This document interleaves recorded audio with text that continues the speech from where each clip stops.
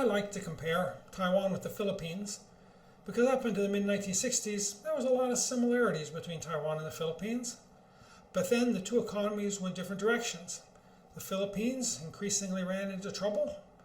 Taiwan's economy, it grew and grew and became one of the more successful economies in the world. Nowadays, if I compare Taiwan with the Philippines, people look at you a little strange. These economies, they look so different now. It's more common to compare Taiwan and South Korea. Taiwan and South Korean economies are both successful, and they're very similar in their GDP per person today. They have many similarities in the way they developed. There are some important differences, however. Some of these differences impact what the economies tend to specialize in. The Korean economy tends to specialize more in heavy industry. Taiwan, not so much. Let's look at the background here, similarities between Taiwan and South Korea. First, they were both Japanese colonies. This means they had a similar experience being governed before World War II. It's also important because in the mid-1960s, when the Japanese trading firms were looking around for some people who could make these export products that Japan was no longer suited to make, the trading companies first went to their ex-colonies. They went to Korea and Taiwan. And both Korea and Taiwan's economies and their exports started growing in the mid-1960s. Both economies were mainly agricultural, as colonies. Taiwan did have the big sugar mills, but these were run by the Japanese. Most Koreans and most Taiwanese were farmers. Big business in the two colonies were mainly run by Japanese, so neither Koreans nor Taiwanese had much experience with big business. Both economies after World War II received U.S. aid, and they also got lots of U.S. advice. And this, along with the fact that they both used to be Japanese colonies, is one reason that their post-war governance did have many similarities. They were receiving the same advice, and the U.S. government was using its aid to kind of leverage their power in the countries. Both countries open up, in the early 1960s, and by the mid-1960s, they're growing fast. They're experiencing this very fast growth based on exports. So, in many ways, these two economies are very similar. Differences. Well, Korea was originally a country. Before Japan took over Taiwan, Taiwan was not a country. So the Koreans had this kind of alternate ruling class that had been pushed aside by the Japanese. This ruling class, kind of dreamed of getting back into power someday. I think this made the Koreans more nationalistic. And so they didn't cooperate as much under Japanese, with the Japanese rulers, as maybe the Taiwanese did. The Taiwanese, weren't a country originally. They were part of the Qing Empire. They had local rulers, but those local rulers fled to the mainland once the Japanese came. There was hostility to begin with against the Japanese, but there wasn't this alternate ruling class to keep developing the nationalism. It seems like the Taiwanese ended up getting along more with the Japanese rulers, maybe than the Koreans did. After World War II, Korea does have this old ruling class that can come back to the top. In Taiwan, the situation is different. The new ruling class is kind of imported, from the Chinese mainland. And that also kind of makes a big difference, where there's kind of an ethnic divide in Taiwan between a government of mainlanders and an economy that's dominated by small and medium enterprises, often mainly run by Taiwanese. In South Korea, there's not so much of a divide, though there may be some ethnic problems out there. Korea, before the Japanese came, was less open to trade. They weren't as commercial as the Taiwanese economy was. Taiwan already had the tea trade, had a camphor trade. It was exporting sugar. Korea was sometimes called the Hermit Kingdom. So there's not a lot of trade being done in Korea, and this keeps the island from being so commercial. Also, since there's not so much commerce, there's not so much finance. And during the Japanese period, Korea had much higher interest rates in the informal finance markets than Taiwan did. So that the Taiwanese already had a certain sophistication in finance. They had a lot of ways to borrow and lend money. The Koreans, not so much. Korea then fought a civil war in the early 1950s. Taiwan, of course, also has this Cold War with communist China. There are some shooting back and forth, Quamoy, Matsu, but nothing like the Korean Civil War. The Korean Civil War is a terrible war that sets Korea back several years. Now, maybe in other ways it has impacts that will not be quite so bad for the for economic development. It might have in some ways kind of strengthened the government. Okay, maybe in the end it strengthened the rule of law somewhat. South Korea too is bigger than Taiwan. Okay, it's over twice the population. This is important because the bigger the country, the bigger the domestic market, you can rely less on international trade. Though in both cases, South Korea and Taiwan are very big in international trade. To show you kind of the similarity between these two countries, we can look at their trade statistics. This begins in 1960, about the time the economies start opening up. And you can see around 1964 or so, that's when you start seeing the real growth in trade. This is trade as, imports plus exports as a percent of GDP. You can see that the blue line for South Korea is always below Taiwan's red line. And that's because South Korea is a bigger country. It has a bigger domestic market, so it can do more business within its own borders. But South Korea also has quite a bit of trade. And when you look at the lines, it's interesting how parallel they run. They rise together, they fall together. Sometimes just the little jiggles almost seem to match like puzzle pieces.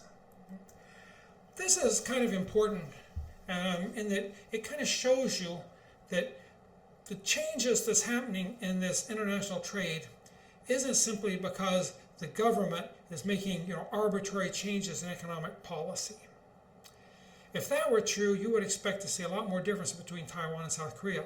You see Taiwan and South Korea moving almost in parallel. Well, there's two ways you could explain that. If you wanted to explain it by economic policy, then you would have to say that maybe the United States, or maybe there's some economic advisors out there that are giving them both the same advice, and they're kind of just doing what they're being told, and they're both being told the same thing, and so their economic policy changes at the same time, and trade changes at the same time. That would be one possibility. Another possibility is that their economic policy decisions are actually not really are really being dictated by the market. Okay, that it's kind of these changes in the market are causing the government to change its economic policy. And both countries are being affected by the international marketplace in roughly the same way. But when I see this sort of graph, it makes me think twice about the idea that maybe some country, you see them taking off, and they explain that by saying the government made some real genius economic policy decision. That might sound convincing at first, but then if you look over at the country next door and see that they're taking off in exactly the same way at the same time, okay, maybe it's not as simple as some people tell the story. Okay, maybe there's more to this than some sort of arbitrary policy decision shaping the economy. So that's kind of the similarities and differences between the Taiwan and South Korean economy. What effects has this had? Okay. One of the effects you can see very early when both countries begin doing the consumer goods exports. The Japanese trading companies come to both places. They give them orders, but pretty quickly the two countries sort things out. There's some orders that are better for Taiwan. Some orders are better for Japan or for Korea.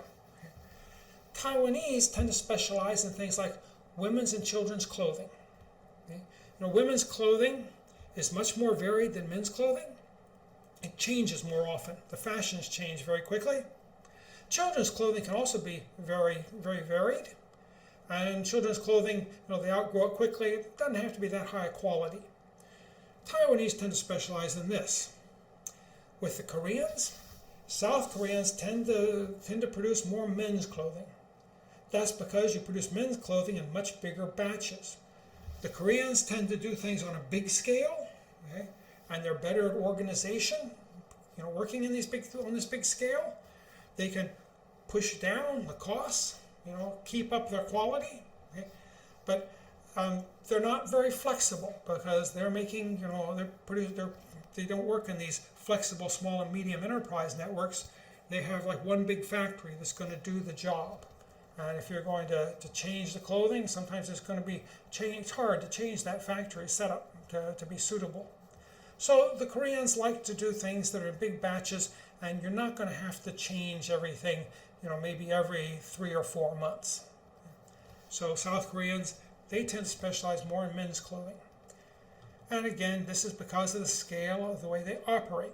The Koreans are operating bigger businesses. Taiwan operates small businesses and networks. You can see this clearly in the shoe industry. Okay? Somebody did a study of shoes being produced and exported from Taiwan and South Korea in 1984. The Taiwan exports were somewhat larger because this really is kind of Taiwan's specialty. Taiwan particularly does shoes. Okay? $2.3 billion dollars worth of shoe exports in Taiwan, $1.4 billion in South Korea. It was clear, though, that Taiwan made more women's shoes. Again, women's shoes are more varied and their fashion changes quicker. South Korea produced more men's shoes. Now, men's shoes, at this time, they're often just black, and it's hard to tell from year to year how much they've changed. If you look at how they're produced, in Taiwan, they found listed like 1,057 firms. And that's not all the firms. Many firms aren't listed. Many firms are more of these living room factories. There's probably thousands of firms in Taiwan if you count the living room factories. South Korea, there were 58 firms. Okay, so obviously we're talking much bigger firms.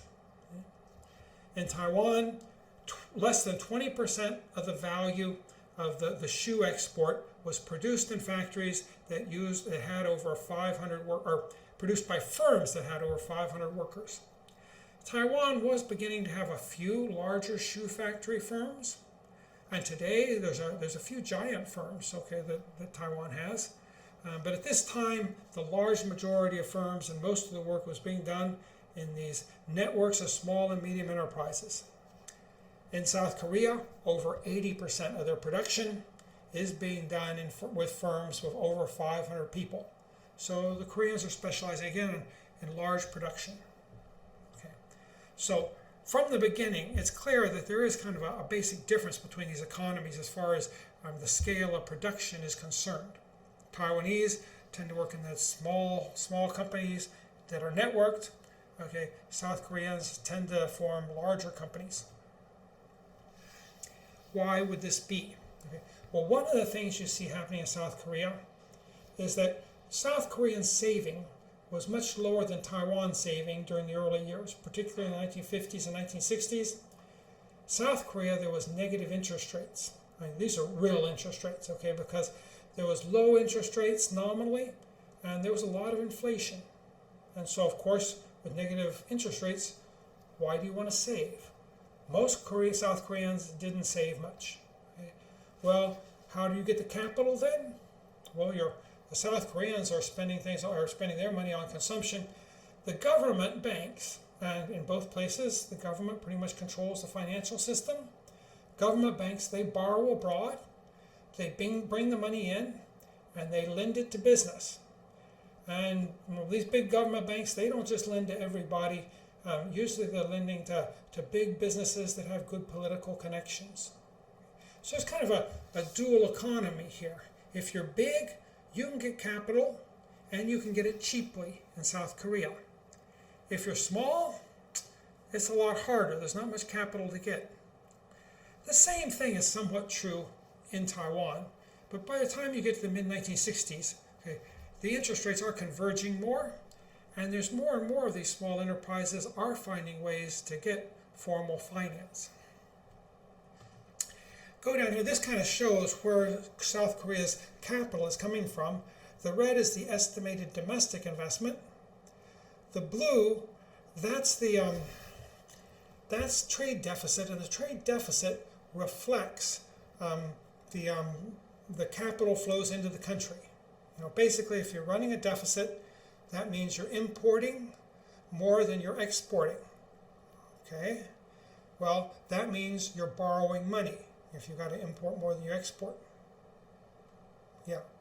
And so with this borrowed money, okay, that's the money that's going into the Korean banking system, and it's being lent out to these big conglomerates. Early on, until like the early 1970s, you see big inflows. 1974, 1976, also big inflows. Gradually, the flows start falling. By the late 1980s, in some cases, you've got outflows of capital. But early on, you don't have very much of this estimated, domestic. Besides what you're getting in foreign goods, if you look at that estimated domestic investment, and you look at the difference of that, which is the red, okay, you don't see very much domestic saving there, because this domestic investment is going to be funded both by domestic saving and by the money coming into this trade deficit. Okay. Up until it's 1966 before that the amount of saving in your economy starts becoming more significant. So early on, South Koreans, they rely on foreign capital. Okay, and the foreign capital passes through the Korean banks, and then it's lent at very low rates, very low interest rates, to large connected Korean firms. And Koreans start getting an economy with bigger firms. Now, Taiwan's approach is different. Taiwan has higher interest rates, both nominally and in real terms, okay, than South Korea does. Taiwanese banks have to offer higher interest rates to savers because Taiwan does have this well-developed informal financial system where you can make pretty good money.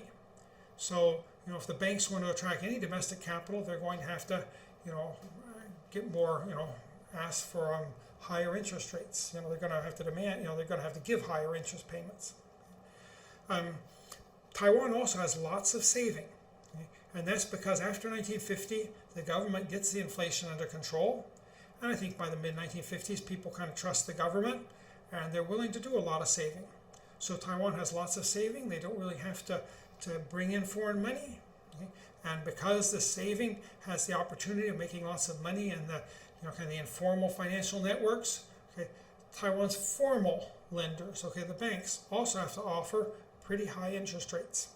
So there is a kind of a dual economy in Taiwan as well. If you're a small company, you are going to have a tougher time getting financed than some of these big companies are, but it's not as big a difference as what you see in South Korea. Okay. Now, why is this? Some people just explain this as economic policy, okay? It's an autonomous government policy decision. They have different strategies, okay? The Taiwan government said, we're nationalists. We don't want to be indebted to anybody. We want our own saving. Okay? Koreans, they said, we're poor. We need to borrow some money, okay, so that our people have enough to eat. So we'll get our money from abroad, okay? It's two different strategies. Okay? Then the Koreans, when the banks have to lend money out, well, maybe it's just the system. Okay, usually the banks are influenced by the government, that's influenced by the politicians, and the politicians are influenced by the businesses who give the politicians money. And so you obviously get well-connected people getting the most loans, and that's helping them build the biggest firms. There's another idea, though. Maybe it's not just a difference in policy. Maybe it's driven by these informal financial markets and monetary problems. South Korea originally, they were running a lot more inflation than Taiwan in the 1950s, after Taiwan had shut down the hyperinflation. You see throughout the 50s and 60s, there's a lot of inflation in Korea. You can see now that their currency, the value of their currency is really low, and that's because of this inflation. So with such high inflation, it would have been very hard to get Koreans to save much money. Okay? It was easier to convince Taiwanese to save money, and Taiwanese would save money willingly. Okay, they saw that as a way of protecting their wealth. South Korea saving money was dangerous. You could lose it all when the next inflation hit. Okay? That's the monetary problem. So there's also this informal financial markets. There wasn't very good informal financial markets in South Korea. if you wanted to borrow much money, you probably did have to go to the bank, and to do that, you probably had to have political connections. This causes a very big dual economy problem, with some people getting capital, other people having no way to get capital. In Taiwan, you do have this very well developed informal borrowing system. People that don't have good political connections can still borrow some money at somewhat reasonable rates. Because this is possible, the banks need to attract saving. They attract saving by offering higher interest rates, and then they have to ask for higher interest when they make loans to the bigger Taiwan firms that probably also have some political connections. So both governments, I think, really had limited room to maneuver. Okay. Probably the situation largely dictated their economic policy. That would be my opinion here. What are the effects of this? Well, I've already told you one effect is that they tend to have bigger companies in Korea, smaller companies in Taiwan. They do bigger batches in Korea, okay, because they're using bigger factories. Taiwan is more flexible because they're using networks of small businesses. The other thing, though, is that Korea starts getting these what's called chaebol, okay, these big conglomerates. And these big conglomerates, they're skilled business people. Okay, they do a lot of things very, very efficiently and very well. They're good at organizing, but they also need to be good at having political connections. Okay, because that's where they get their money. And having capital, that's what gives them a big advantage over other companies. So they tend to, since their comparative advantage is their ability to get capital, they tend to want to go into more capital-intensive production. And as the capital pours into these companies, the government will cooperate with them and trying to, become more and more capital intensive, because the South Korean government, much like the Taiwan government, they do like heavy industry. They think that this is the way you modernize your economy, and it's much easier to do in South Korea when you have these big business conglomerates. Okay. Of course, nowadays we think of the most important here is Samsung. They're still around. Okay. Up into the 1997 crash, though, Hyundai, Gold Star, S&K were also, also very big, and some of them are still, out there today and, producing important goods. Hyundai, they were one of the biggest producers of ships in the world. They were big in shipbuilding. They built automobiles. Okay. Samsung, of course, has mainly moved into electronics now, but they had a little bit of a finger in everything. Some of these other places were very much into chemicals. Taiwan has some larger companies, but like Formosa Plastics. Later on, we'll talk about Taiwan Semiconductor eventually becomes very big, but in general, Taiwan just doesn't have these huge conglomerates that Korea has, unless you're going to count some of the state-owned enterprises like Taiwan Sugar. So Taiwan and South Korea, in many ways, very similar. Okay. Taiwan, though, it tried to move toward heavy industry.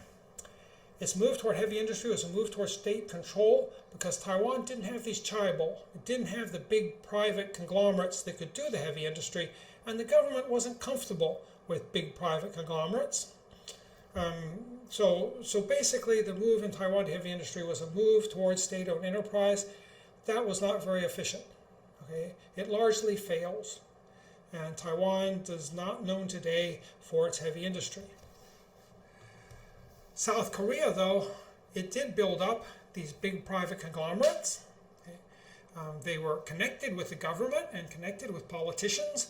There was a lot of corruption, but they were private companies that were profit maximizing, and they did do a good job of putting together profitable heavy industry companies. So South Korea definitely beats out Taiwan in this endeavor. Okay, originally Japan is probably number one in Asia with its heavy industry. Then there's a period where South Korea comes to the fore. Okay, nowadays probably China is much more important. Of course, it's a much bigger economy. Okay.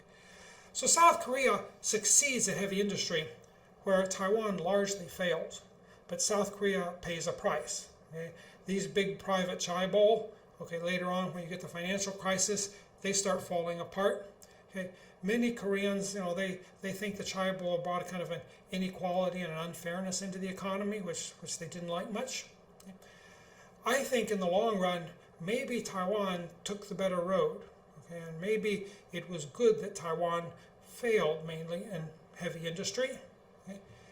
I think electronics is something that's going to be much more appropriate for Taiwan's economy given its comparative advantage.